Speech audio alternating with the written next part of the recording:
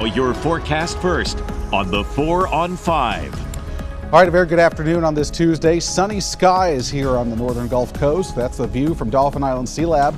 Eastern Shore Toyota camera this afternoon. As we head towards 7 p.m., skies remaining crystal clear with temperatures in the 80s. Fortunately, looking straight up at a blue sky from the Grand Hotel at Point Clear in our GMC cam, but a beautiful view now of downtown Pensacola. That is the view from our Unity Fiber camera. We'll see a temperature right around 81 this evening. The latest track on Milton just coming in. We'll talk a little bit more about the impacts this will have as this historic storm heads towards the Florida Peninsula. The 4 on 5 starts right now. We have a News 5 crew in the path of Hurricane Milton. Straight ahead, they will join us live from St. Petersburg, Florida, as the storm inches closer. Local coverage you can count on. You're watching WKRG News, the 4 on 5. I'm Cherish Lombard. This is the 4 on 5. We're glad you're here. The big story at 4. After weakening a bit last night, Hurricane Milton is once again gaining strength in the Gulf of Mexico as it continues moving toward Florida's west coast. Let's get the hour started with Chief Meteorologist Ed Bloodsworth. Ed, you always talk about roller coaster weather. Milton, somewhat of a roller coaster storm, expected to weaken again prior to landfall. Yeah, thankfully it's not going to make landfall at the Category 5 pace that it is now. But this has been an incredible storm to watch. A history-making storm coming to Florida's Gulf Coast, and preparations are now being rushed to completion. And our Asher Red joins us now from St. Petersburg. Asher, the area hasn't seen a direct hit from a major hurricane since 1921. Yeah, Ed, and what you're looking at behind me is the debris that was left behind from Hurricane Helene here in St. Petersburg. All of this is debris that's waiting to just get picked up by the wind or by storm surge. And unfortunately, this community, Treasure Island specifically, is gearing for round 2 thanks to Hurricane Milton. At its strongest, Milton was a Category 5 hurricane over the warm waters of the Gulf of Mexico. It is expected to weaken prior to landfall thanks to a mix of dry air and wind shear. However, Milton will still be an incredibly strong storm with an estimated 110 mile-per-hour winds when it makes landfall and an estimated 10 to 12 feet of storm surge in some areas. 9 Florida counties are under a mandatory evacuation, and those who live near the beach say that these debris-lined streets pose even more of a danger. I mean, it's my home. It's our home. And I mean, the house withstood the first strike. It withstood Helene. I do not think that with all of this stuff on the streets that they're going to survive this one.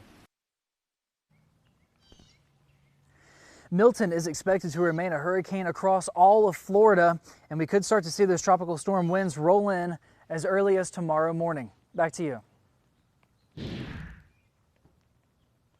Of storm by all imagination here.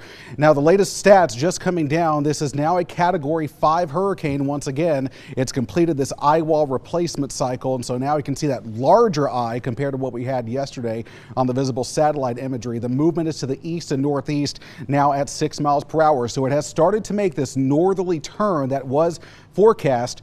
Now the track has changed once again, and there has been another southward shift in this track, and I want to emphasize this is very important to the west coast of Florida. Any small jogs north or south will greatly depend on what takes place where Asher is located in St. Pete and all of the Tampa Bay area. The latest track still has this coming in as a Category 3 storm somewhere on the south now of Tampa Bay. Now there is still room for this to move north or south, so this is not set in stone by any means, but we are confident that this will weaken from the Cat 5 that it is now to a Cat 3. Still a major hurricane and still going to spread hurricane winds across the entire peninsula of Florida. In fact, Orlando, St. Augustine, areas on Florida's Space Coast will be seeing hurricane force gusts. Here's a look at that. Though yellow represents tropical storm winds, that's when we expect them to start heading Florida's west coast tomorrow afternoon, and then through tomorrow night, that's when that core of Milton starts to get closer, making its landfall sometime around 1 or 2 o'clock Thursday morning. That's the current track and the current time frame. There could continue to be some changes, but for a period of time, you're going to have tropical storm storm winds on both coasts simultaneously, even hurricane force gusts. So there's going to be widespread power outages. And again, with all the debris in the shot there you just saw from Asher, we can have stuff flying in the air because of those high winds. We're going to talk a little bit more about those local impacts coming from Milton into our neck of the woods in a few minutes. Mobile firefighters are among several rescue teams from Alabama going to Florida to get in place ahead of Hurricane Milton to help after the storm.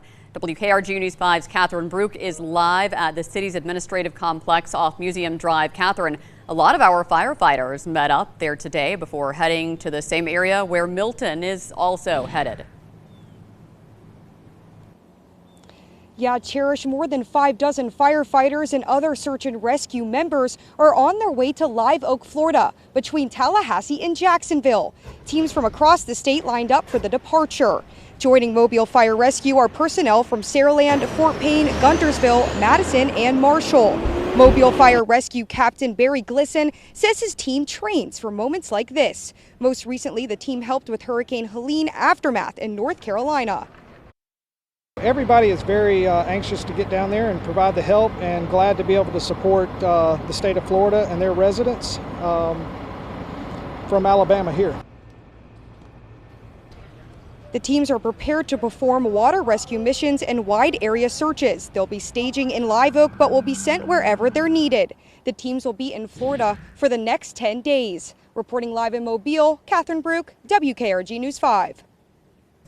A team from the Escambia County Sheriff's Office is also on the way to help their neighbors in Florida. As WKRG News 5's Alexa Daly reports, the same crew hasn't had much time to rest lately. They just got home after assisting people affected by Hurricane Helene. After only having been back for a week after providing law enforcement assistance and helping with cleanup from Hurricane Helene, the Escambia County Sheriff's Office is preparing to step up once again.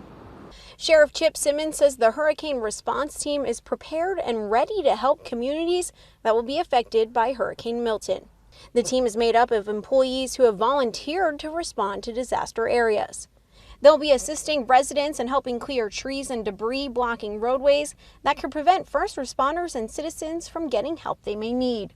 I think it says a lot about their character and their willingness to go not just once but twice within a 3-week period. So I really appreciate them. I think that what we send, the equipment, the personnel are going to represent Escambia County very well. The team is equipped with things like chainsaws, generators, ATVs, and high water rescue vehicles.